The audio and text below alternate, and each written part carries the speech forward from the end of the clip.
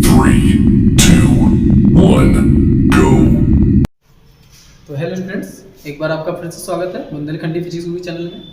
तो हमने आपको बताया था कि आज हम बात करने वाले हैं एप्लीकेशन ऑफ गॉस थ्योरम के। गॉस के प्रमेय के कुछ आपके अनुप्रयोग हैं, एप्लीकेशंस हैं, उसके बेसिस पर आप इलेक्ट्रिक फील्ड इंटेंसिटी कैसे कैलकुलेट कर सकते हैं। तो आज हम उसी की बात करेंगे। तो चलिए बात करते हैं, क्या है आपके एप्लीकेशंस ऑफ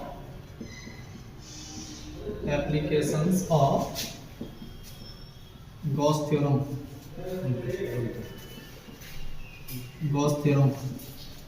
तो आपको उसके पहले पता होना चाहिए कि गॉस की प्रमेय क्या थी, क्योंकि तभी आप उसको अप्लाई कर पाएंगे। तो एक बार अगर आपने पिछला वाला लेक्चर नहीं देखा तो उसको जरूर एक बार देख लीजिएगा। गॉस की प्रमेय के अनुप्रयोग, ठीक है। तो देखिए, गॉस की प्रमेय का यूज करते हुए आपके यहाँ पर बोर्ड एग्जाम के लिए दो डेरिवेशन है इंपॉर्टेंट। एक तो आता है आपका अनंत विस्तार की अचालक प्लेट के कारण वैद्युत क्षेत्रीय तीव्रता कैलकुलेट करना, electric field intensity due to insulating plate, और दूसरा है आपका electric field intensity due to conducting wire, ठीक है। तो इन दोनों की वजह से आपको इलेक्ट्रिक फील्ड इंटेंसिटी ज्ञात करना है। तो उसके पहले थोड़ा सा हम बात कर लेते हैं कि अगर मान लीजिए कोई वायर है, अगर आप इसको चार्ज देते हैं तो चार्ज क्या होगा, इसकी सरफेस पर डिस्ट्रीब्यूट हो जाएगा इस तरीके से।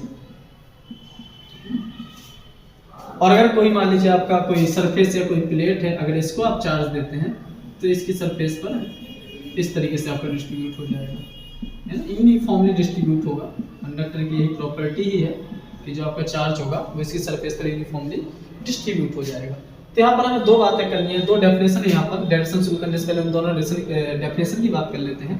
एक है आपका रेखीय आवेश घनत्व, रेखीय आवेश घनत्व है ना, इंग्लिश में कहते हैं इसको लीनियर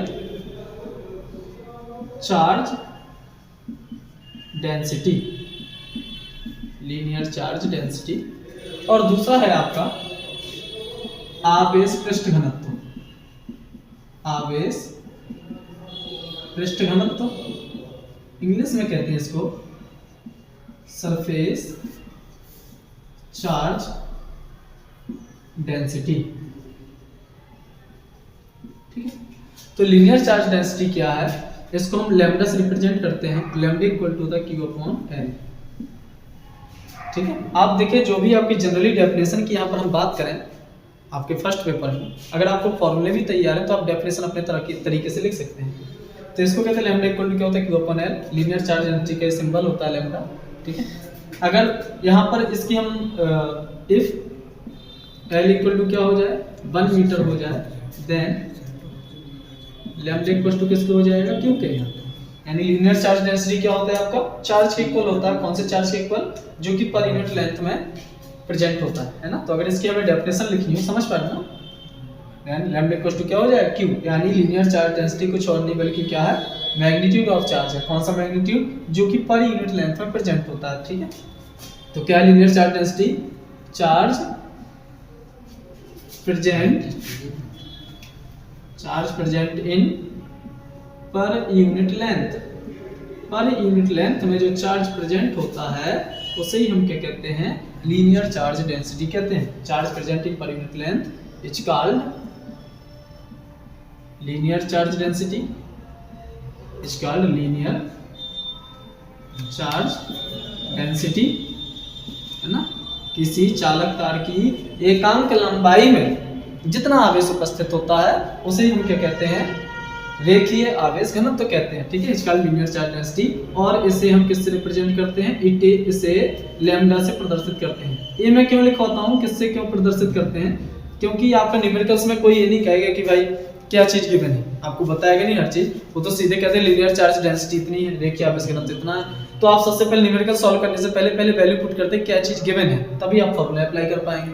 तो आपको ये पता होना चाहिए कौन सा सिंबल किससे डिनोट किया जाता है, नहीं तो फिर आपको न्यूमेरिकल में दिक्कत होने लगेगी। इसीलिए मैं सबसे लास्ट में जरूर लिखवा देता हूँ कि इसे हम किससे रिप्रेजेंट करते हैं, it is represented by lambda, ठीक है।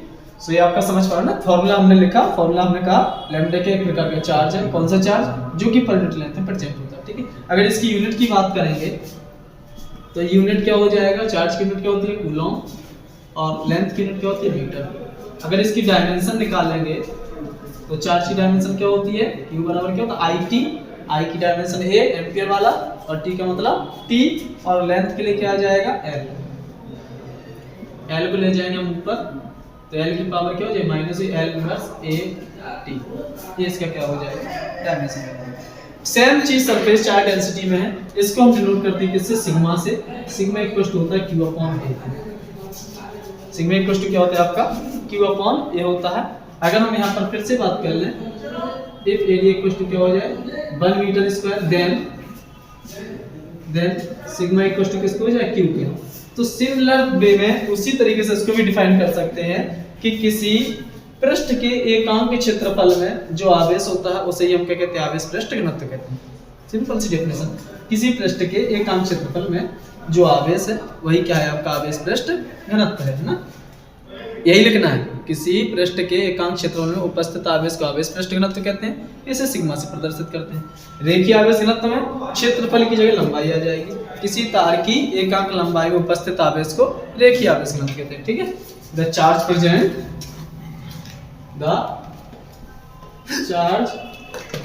present in per unit area is called क्या कहलाता है आपका सरफेस चार्ज डेंसिटी, क्या कहलाता है सरफेस चार्ज डेंसिटी। और ऐसे किस रिप्रेजेंट करते हैं, इट इज रिप्रेजेंटेड बाय, ये आप याद रखिएगा न्यूमेरिकल्स में आपकी चीजें प्रॉब्लम करने लगती है जब आपको नहीं पता है क्या गिवन होता है। It is represented by sigma, ठीक है। किस रिप्रेजेंट करते हैं, सिग्मा से रिप्रेजेंट करते हैं, ठीक है। और इसके हम यूनिट की बात करें तो यूनिट तो आप निकाल ही सकते हैं ना, यूनिट क्या हो जाएगी बताइए मुझे, चार्ज की यूनिट कूलम, बिल्कुल गुड, और एरिया की यूनिट क्या हो जाएगी मीटर स्क्वायर, इस तरीके से आपको, ठीक है।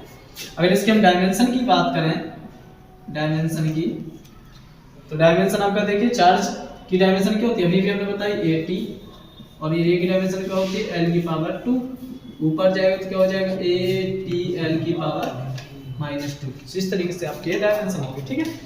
तो ये हमने दोनों बातें कर ली कि लीनियर चार्ज डेंसिटी क्या होता है और सरफेस चार्ज डेंसिटी क्या होता है। अब थोड़ा हमें इसके आगे इनके एप्लीकेशन की हम फिर से लौट के आते हैं। हमें डायरेक्शन निकालना था किसके लिए, electric field intensity due to conducting wire, ठीक है। तो जरा बात करते हैं, इसको हटा दे रहा हूँ, ये आपका पहला इंपॉर्टेंट डेरिवेशन है,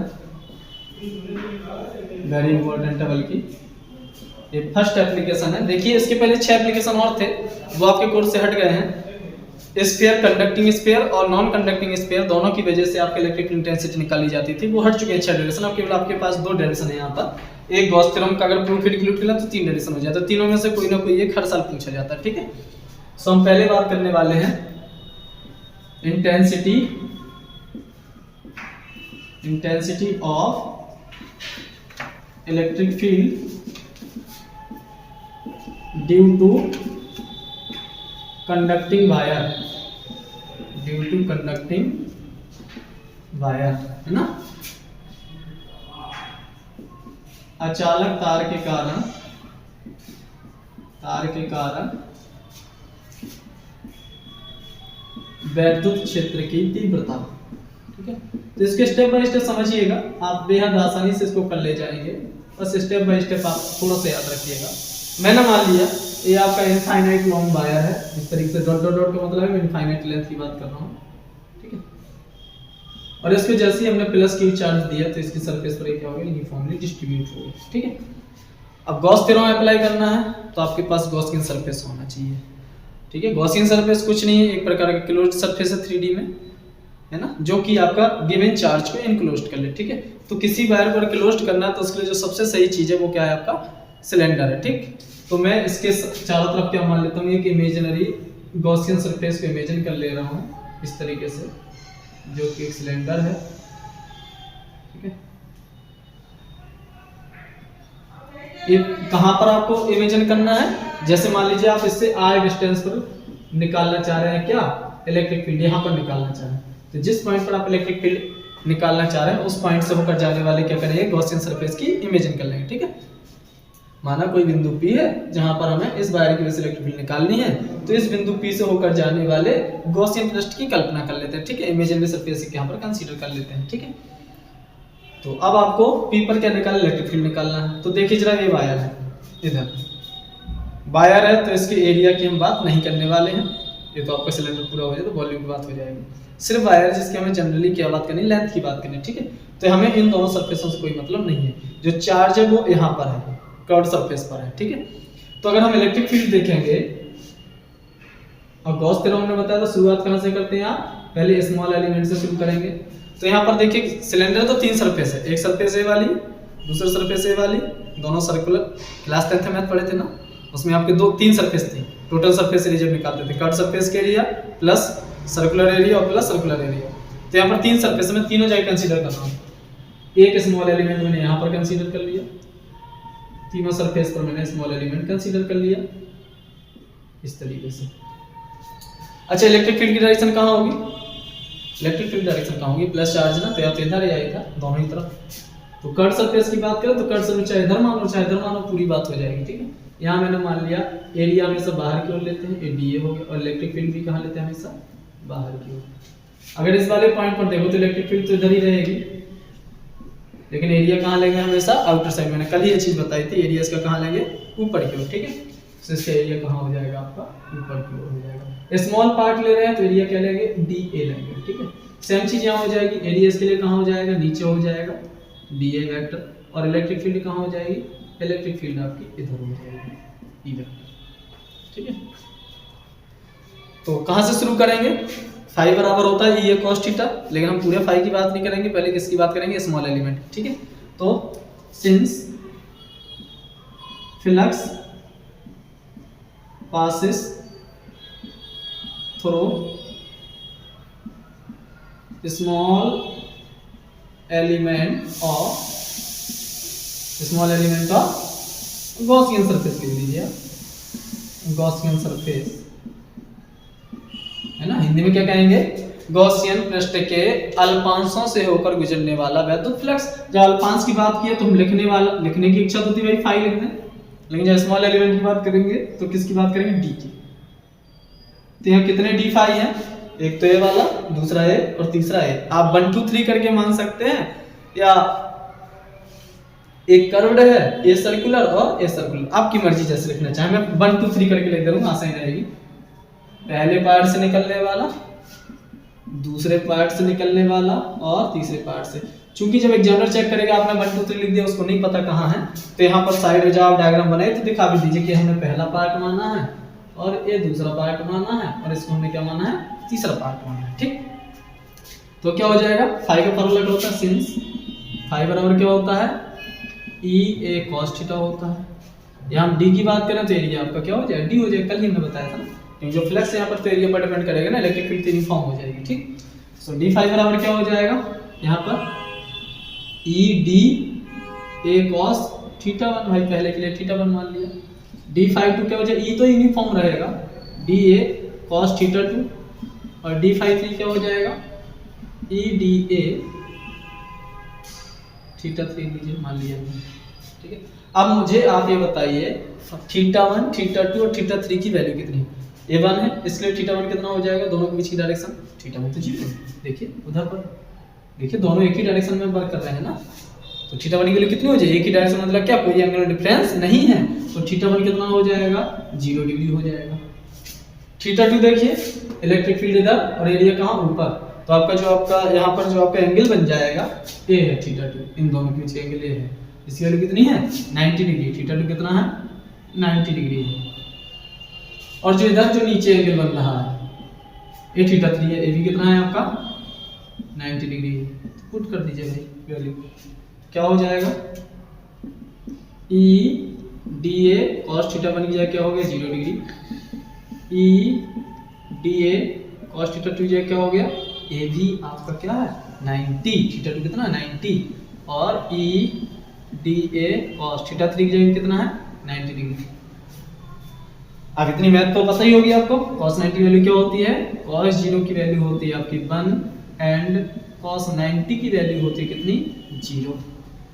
सो ए 0 हो गया ए जीरो हो गया और इधर इसको जीरो की वैल्यू कितनी होगी 1, ये क्या हो जाएगा आपका ई डी ए, ठीक, cos 1 मल्टीप्लाई हो गया ई डी हो जाएगा, ये जीरो हो गया, जीरो को मल्टीप्लाई पूरे से जीरो, ये जीरो हो गया, जीरो को मल्टीप्लाई पूरे से फिर जीरो हो गया, ये आपका क्या हो गया डी फाई, है ना। तो डी फाई बराबर क्या आ गया ई डी ए आ गया, डी फाई बराबर क्या आ गया आपका ई डी ए आ गया। अब आपको क्या निकालना है, आपको तो पूरी सरफेस की वजह से निकालना है, ठीक है। देयरफॉर फिलर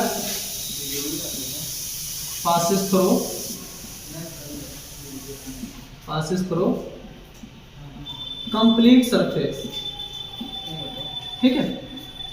तो जब कंप्लीट की बात होगी तो क्या कर लेंगे, इंटीग्रेशन कर देंगे भाई, कल की तरह तो, है ना, बिल्कुल सेम टू सेम है। पहले स्मॉल एलिमेंट से शुरू करना, देखिए करना फर्जी काम है, आएगा वही इंटीग्रेशन करना। थोड़ा सा फिर मैं आपको समझाता हूँ इसको और अच्छे से।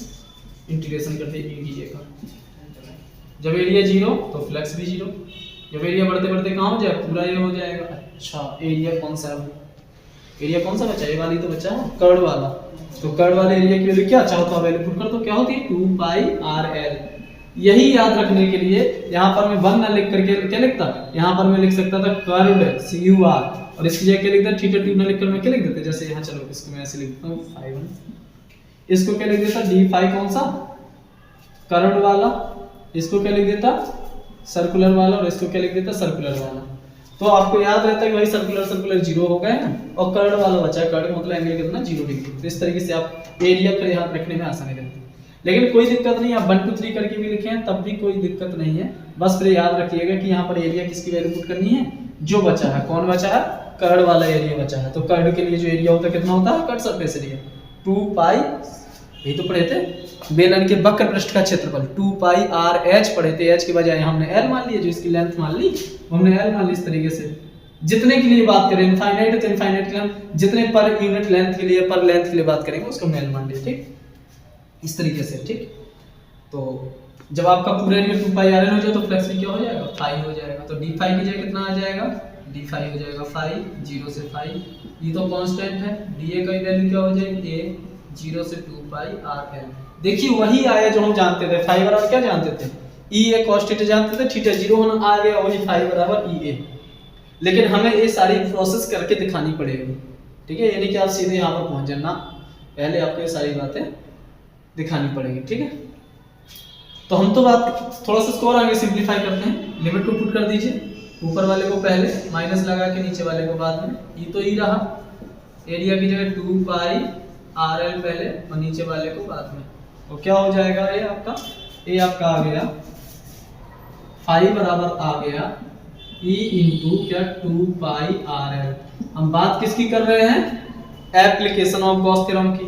गॉस थ्योरम का एप्लीकेशन क्या है उसका हमें यूज करना है, तो अभी तक तो गॉस थ्योरम का तो कहीं यूज किया ना, अभी तो हम सिंपल मैथमेटिक्स सॉल्व कर रहे जो जानते थे। तो अब इसके बाद क्या करना है, गॉस थ्योरम अप्लाई कर देना है, क्योंकि फाई बराबर इंटू 2 पाई आर एल आ गया।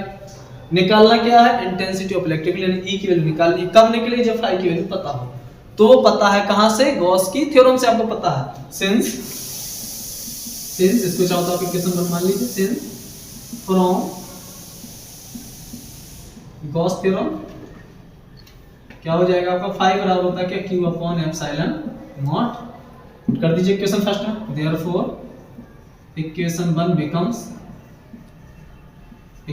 बिकम्स क्या हो जाएगा, फाई की जगह पुट कर दीजिए क्या Q upon epsilon naught equal to कितना E into 2 pi R L, ठीक है। हमें क्या निकला, intensity of electric field, therefore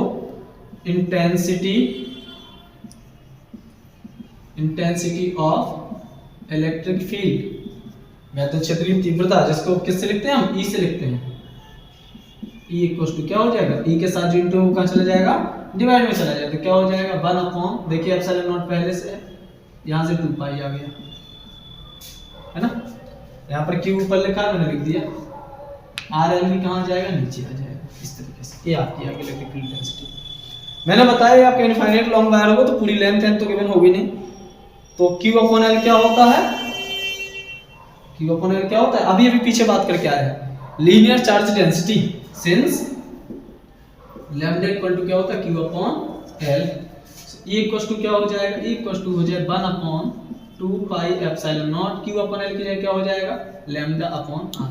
ये हो गया मैंने इतनी करना है। थोड़ा सा इसको सिंपलीफाई करके लिख देते, क्यों, क्योंकि आपको 1 अपॉन 4 पाई एप्सिलॉन नॉट की वैल्यू पता है कितनी, 9 × 10 की पावर 9, तो नीचे 4 करने के लिए ताकि आप आसानी से वैल्यू पुट कर सकें, ऊपर नीचे 2 से मल्टीप्लाई कर देंगे, तो इसको ऐसे भी लिख सकते हैं। और E इक्वल टू 1 अपॉन नीचे मैंने 2 का मल्टीप्लाई किया तो कितना हो गया 4 पाई एप्सिलॉन नॉट, ऊपर 2 का मल्टीप्लाई किया तो कितना हो गया 2 लैम्डा अपॉन R। ये हो जाएगा, लिख सकते हैं इस तरीके से, यही आपको ठीक है। तो सिंपल सा, तो देखिए बेटा थोड़ी सी दिक्कत ये है कि आपको शुरुआत करनी है, शुरुआत कहाँ से, नहीं गॉस थ्योरम का यूज करना है। गॉस थ्योरम का यूज कब करेंगे, गॉस ने तो आपको फाई की वैल्यू बताई थी, तो पहले फाई तक पहुंचेंगे, ठीक है। तो ना मान लीजिए आपका कोई वायर है, हमेशा गॉसियन सरफेस जब भी बात करते हो तो 3D सरफेस की बात करेंगे, तो आपको जो भी चीज दी हुई है उसको आपको 3D सरफेस में इनक्लोज कर देना है, जो जनरली सिलेंडर ही बनाते हैं, ठीक है, याद रखना। तो हमने सिलेंडर बना लिया, सिलेंडर की 3 सरफेस होती है, 2 circular surface, 1 curve surface. Electric field की डायरेक्शन देखना, प्लस है तो हमेशा बाहरी को ई तीनों जगह यही रहेगा। एरिया इसमें ऊपर की ओर, हमने बताया था एरिया डायरेक्शन कैसे रहती है, इसमें नीचे इधर है। तो हमने स्मॉल एलिमेंट से शुरू करना है, स्मॉल एलिमेंट हमने लिखा d5 बराबर 1 2 3, वैल्यू पुट कर दी, cos θ 1 cos θ 2 cos θ, ई में कोई चेंज नहीं, ठीक है। θ1 पहला पार्ट नहीं माना, डायग्राम में दिखा दिया था, तो θ1 कितना है, दोनों के बीच 0 एंगल, 0 लिख दिया हमने।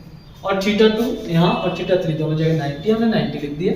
सॉल्व किया तो ये दोनों 0 हो गए, कौन सा बचा, केवल कर्व सरफेस बचा। और देख भी पा रहे हो केवल कर्व सरफेस से ही फ्लक्स निकलेगा, बाकी नहीं निकलेगा, ठीक है। सो यहाँ तक पहुँच गए। ये तो स्मॉल एलिमेंट के लिए बात हुई। हमें टोटल सरफेस की बात करनी है तो क्या कर देंगे, इंटीग्रेट कर देंगे। इंटीग्रेट कर दिया तो जब एरिया आपका 0 होगा तो फ्लक्स भी 0 होगा। नहीं भाई कोई सरफेस नहीं तो फ्लक्स कहाँ से पास करेगा। जब एरिया इंक्रीज होते होते कहाँ तक पहुंचे, ए कौन सा लेंगे, यहाँ पर पूरा नया एरिया ले लेना कि सर हम सिलेंडर का एरिया तो पढ़े थे 2 पाई r ब्रैकेट में h प्लस r, ना ये सर्कुलर एरिया लेना पाई r स्क्वायर, वहां से निकल ही नहीं रहा, केवल कर्व सरफेस एरिया। सो ए की जगह हमने ए ना लिख के क्या लिख दिया 2 पाई r है।